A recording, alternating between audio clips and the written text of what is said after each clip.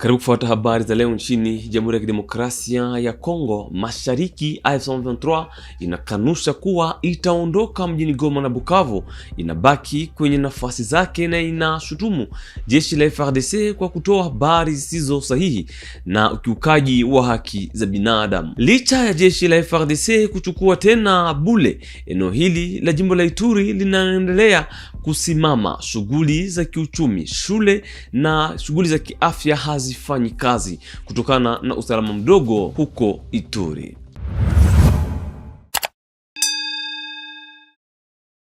Hujambo. Harakati ya M23 inakanusha kwamba itaondoka Goma na Bukavu na inashutumu FARDC kwa kutoa habari zisizo sahihi. Kundi hili linasema linaendelea kushikilia maeneo yake, linahakikisha usalama katika maeneo yake na linashutumu FARDC kwa ukiukaji wa haki za binadamu. Maelezo naye Blaise Basabose. M23 imesema haitaondoka kwenye maeneo yote iliyo chini ya udhibiti wake. Kulingana na taarifa yao, maeneo hayo yako na amani ya kweli na shughuli za biashara zinaendelea, shule zinafanya kazi na maji pamoja na umeme vinapatikana. Kundi hilo linastaki serikali ya Kinshasa kwa kufanya habari za uongo na kudanganya wananchi. Limesema kuwa taarifa ya FARDC ya tarehe 23 Januari linalenga kuficha kushindwa kwa jeshi, siasa na hali ya kibinadamu. Kuhusu mji wa Uvira, M23 imesema kuwa kikosi chake cha uangalizi na kufuatiliaji kilijiondoa kwa hiari yake tarehe 17 Januari mwaka 2026. Tuliondoka mchana mbele ya wananchi na waandishi wa habari wa ndani na wa kimataifa, limesema taarifa hilo, likiongeza kuwa hatua hiyo ilikuwa ishara ya nia njema ili kutoa nafasi kwa amani. M23 inadai kuwa hakuna majengo ya umma wala binafsi yaliyoharibika wakati wakiondoka, ikiwemo nyumba, maduka, makanisa ya jamii ya Banyamulenge. Lakini kundi hilo linashutumu serikali ya Kinshasa na vikosi vilivyoingia baada ya kuondoka kwao kwa kiukwaji mkubwa wa haki za binadamu. Leo serikali ya Kinshasa imekata mtandao wa interneti Uvira na maeneo karibu ili kuficha hali mbaya inayotawala, imesema M23. Inataja pia hotuba za chuki, mabomu yanayopigwa bila kuchagua na wakazi wanaokimbia maskani yao. M23 inaomba jumuiya ya kimataifa kuangalia kwa karibu ukiukwaji wa mara kwa mara wa sitisho la mapigano na matumizi ya mercenaires, na inapendekeza kutumwa kwa vikosi huru force neutre katika eneo hilo hasa ya Uvira. Jiji la Bukavu na mkoa wa Kivu ya Kusini vinaendelea kimaendeleo. Hifadhi ya umma ya aina ya B imezinduliwa katika eneo la SNCC huko Bukavu. Kituo hiki kinaongeza uwezo wa mji katika masuala ya usafirishaji.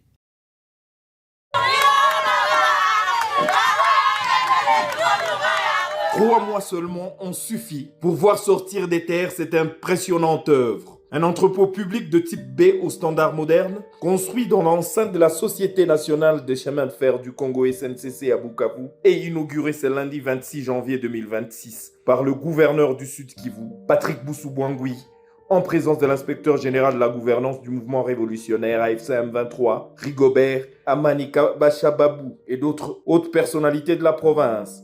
Un édifice fruit d'un partenariat public-privé qui permet désormais aux opérateurs économiques de la province d'entreposer leurs marchandises aussitôt importées en toute sécurité. Le gouverneur Patrick Boussou-Bouangui a inspecté les lieux, le grand entrepôt, les parkings, ainsi que les bureaux de l'administration douanière et même celui abritant les locaux de la Caisse générale d'épargne et de crédit, la CADECO, en vue de bien canaliser les recettes et renflouer les caisses de l'État.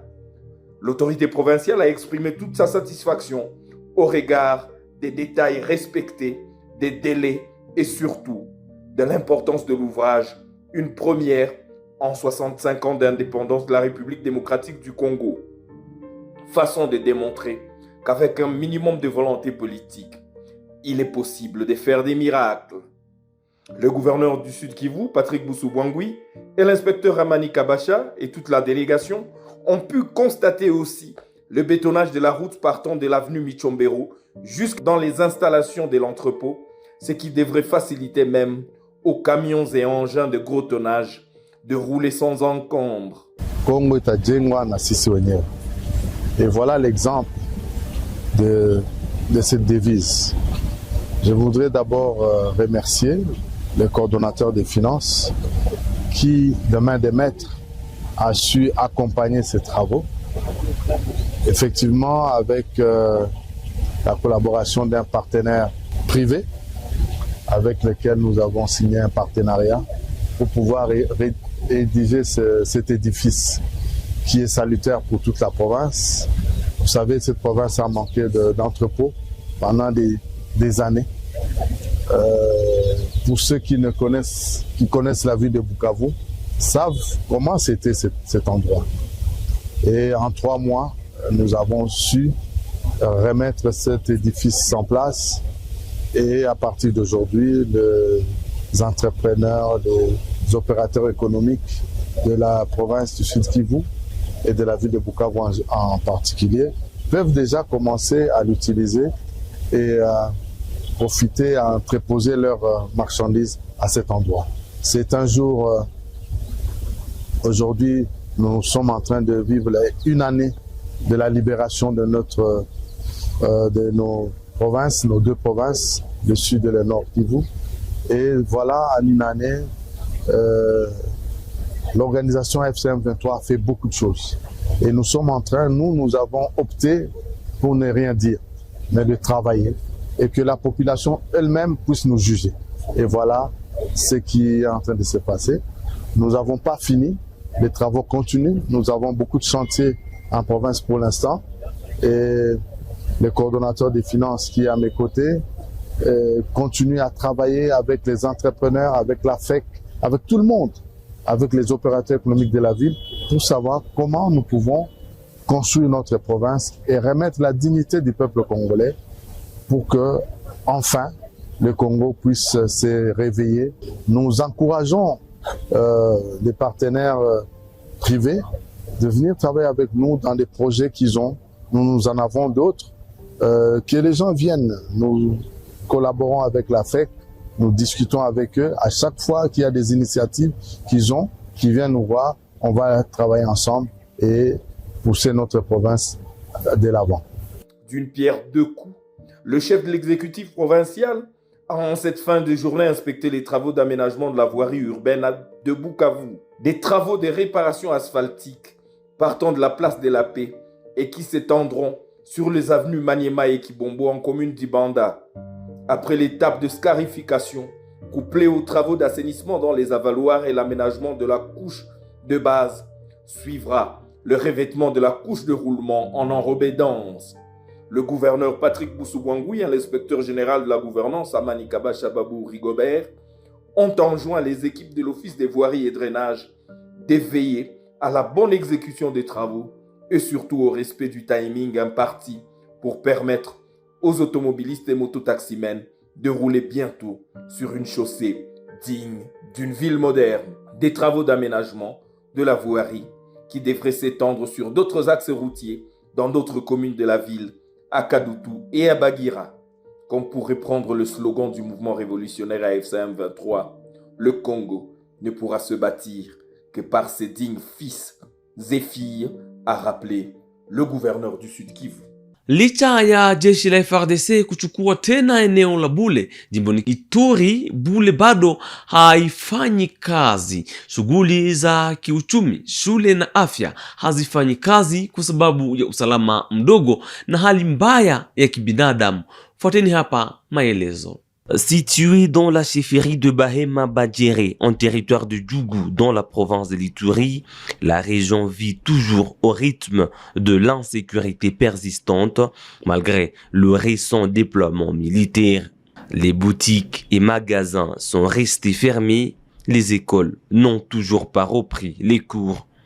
Plusieurs structures sanitaires ont cessé de fonctionner, privant la population des services essentiels. Cette situation inquiète fortement les habitants, déjà éprouvés par des semaines de violences armées. Selon des sources locales, les forces armées de la RDC ont délogé depuis le week-end dernier les rebelles de la CRP qui occupaient la zone depuis près d'un mois. Cette avancée militaire, bien que saluée, n'a pas encore permis un retour effectif à la vie normale. La société civile locale tire la sonnette d'alarme. Elle craint une année blanche pour les enfants de Boulé, privés d'éducation depuis plusieurs semaines. Elle appelle les autorités compétentes et les partenaires humanitaires à l'ouverture urgente d'un couloir humanitaire. L'objectif est de permettre l'assistance aux populations affectées et la relance progressive des services sociaux de base. Dans l'attente d'une stabilisation durable de la situation sécuritaire, les habitants de Boulé continuent de vivre dans la peur, dans l'espoir d'un retour rapide de la paix et des activités vitales. Kuna jaribio la kutoroka limetokea katika kituo cha gereza la Osio mkoani Chopo. Tukio hili limesababisha vifo vya wafungwa kadhaa. Mkuu wa mkoa Gavana Paulin Lendongolia alipata taarifa. Alifika eneo hilo Jumatatu tarehe 26 Januari. Alitembelea gereza hilo kuona hali halisi na kukagua matukio. Ripoti. Le centre de détention d'Osio est construit depuis l'époque coloniale, se trouve à ce jour dans un état de dégradation très avancé. Profitant de cette vétusté et du vent violent accompagné de la pluie du dimanche à ce lundi 26 janvier courant, quelques pensionnaires ont réussi à trouer les murs afin de s'évader, mais neutralisés par les éléments commis à la garde. Aussitôt informé, le gouverneur de province, Paulin Lendongolia Alibabonga Okelenge, à la tête du comité provincial de sécurité, visite cette maison pénitentiaire sous les explications de son directeur. Tout en déplorant ces cas de meurtre, Paulin Lendongolia Alibabonga Okelenge lance un appel aux partenaires pour la réhabilitation du centre de détention d'Osio. Il y a eu quelques prisonniers condamnés qui ont voulu s'échapper, s'évader de la prison. Ils ont trouvé le mur, la police commise ici pour la sécurité a essayé de décourager les concernés. Ils n'ont pas voulu obtempérer. On a sommé, ils ont voulu s'en prendre même à la police. Alors il n'y a pas eu autre choix que tirer. Alors je suis venu accompagné de tous mes services pour constater et préparer un rapport à faire à la hiérarchie. Mais ce qui est vrai, c'est que cette prison ne mérite plus accueillir des prisonniers. Elle mérite la réhabilitation. C'est aussi un appel que je lance au niveau national. Il y a déjà des études réalisées pour une très bonne réhabilitation.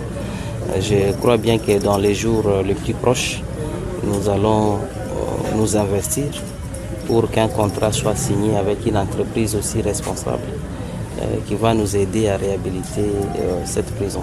Une visite qui réjouit les directeurs de cette maison de rééducation. Nous disons merci de cette visite de compassion de Son Excellence et Monsieur le Gouverneur des provinces. Comme vous le savez bien, c'est depuis minuit que nous étions frappés par cet événement malheureux. L'autorité est venue, il est venu compatir avec nous et il nous a rassurés qu'il n'est pas parti, il peut encore revenir. En dehors de cet événement, il a constaté encore beaucoup d'autres choses liées à la réinsertion des condamnés, liées à une bonne prise en charge des détenus. Et il nous a donné sa parole qu'il peut encore revenir pour nous satisfaire. Wizara ya madini nchini DRC imemaliza hatua ya kwanza ya ukaguzi wa mashirika yanayoshughulika na shaba na kolbat mkoani huko Katanga. Waziri wa madini Louis Kabamba anaongoza operesheni hii. Washiriki walikubali ripoti kwa makubaliano. Serikali imeanzisha utaratibu wa kusafisha sekta ya madini ili mali za Kongo zifaidike kwa Wakongomani.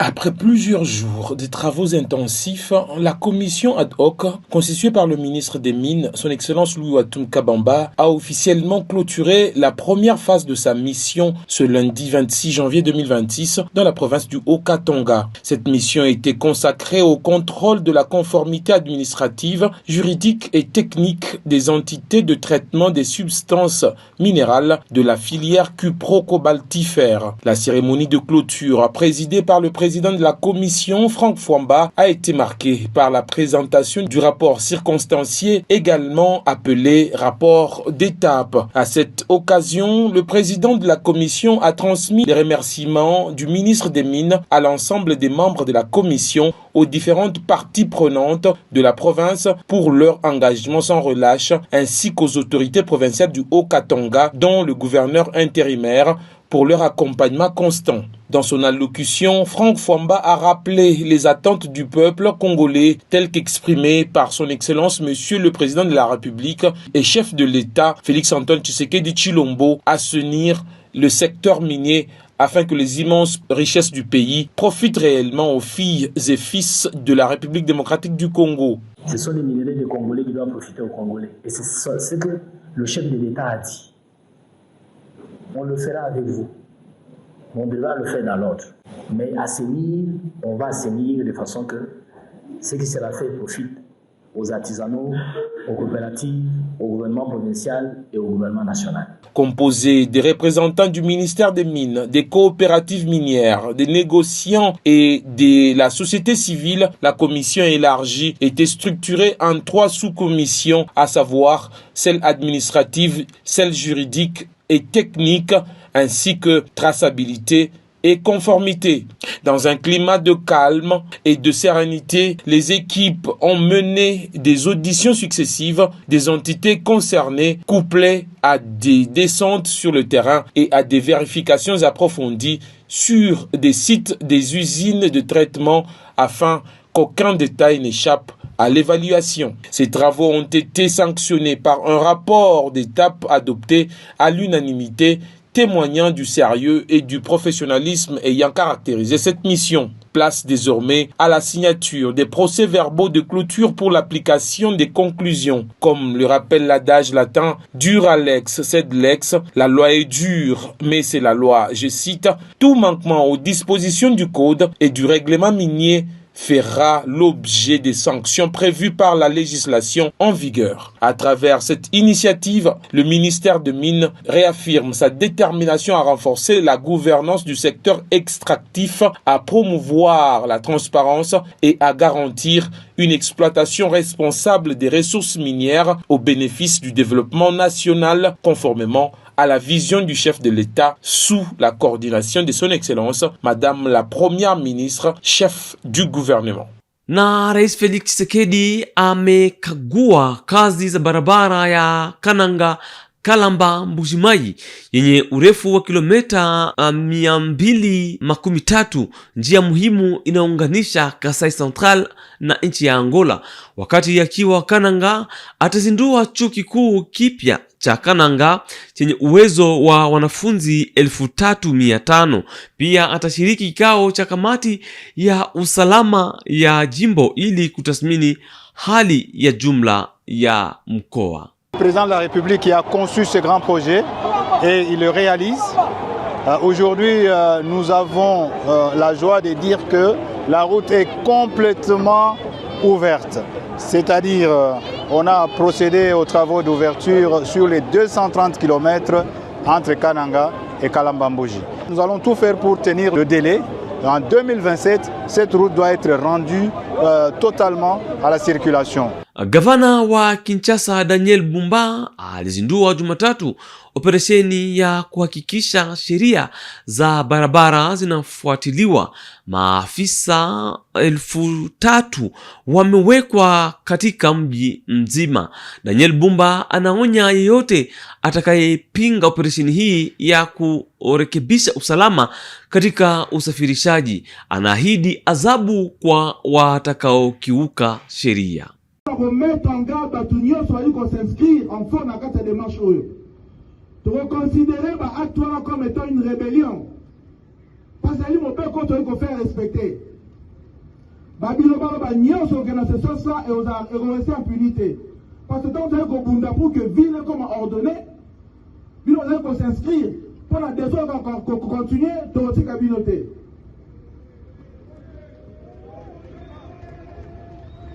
Mutu soka lingi kozwa mutuka na ye acha yango sala transport, il faudra la autoriser. Comment tu seras kanisa que pas mutu aza autoriser sala métier na transport na balabala, il faut sala ndenge lingi. Ezali mobeko et on a qui boye grille tarifaire. Tu veux un tarif parce que tu as de commun encore peu comme à la force à loi. Moutaï comme Matsangote, na volonté na yemoko. On a qui pas moni les hommes menacés, on a dit qu'on matcha transport. Pas moni les bazar ebele na arrêt, on a matcha transport. Donc pour la moni que ça normal faut tout ça la bongo. Mais non. Trop c'est trop. Nous tous là, nous tous sommes impactés négativement avec le désordre qui se fait dans les routes. Dans nos routes. Nous tout le monde est ignorant dans monter.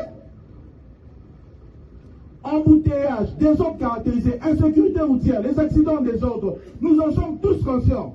Et vous voulez quoi? Quand cela continue? Tout là, on attend à la tête. Mission Oyo, te confier Bino, et qu'on a permanent et te s'organiser à la bonne pérenne. De sorte que, ordre, et comment courir na katwanzela. Na sengi na bino maturité ya likolo mingi. Mpendwa mtazamaji, pamoja na habari hii kutoka Kinshasa, tunakomesha habari za leo yaliyojiri nchini Jamhuri ya Kidemokrasia ya Kongo, tukitangaza moja kwa moja kutoka mjini Goma, mashariki mwa DRC. Tukutane kesho kwa habari zingine.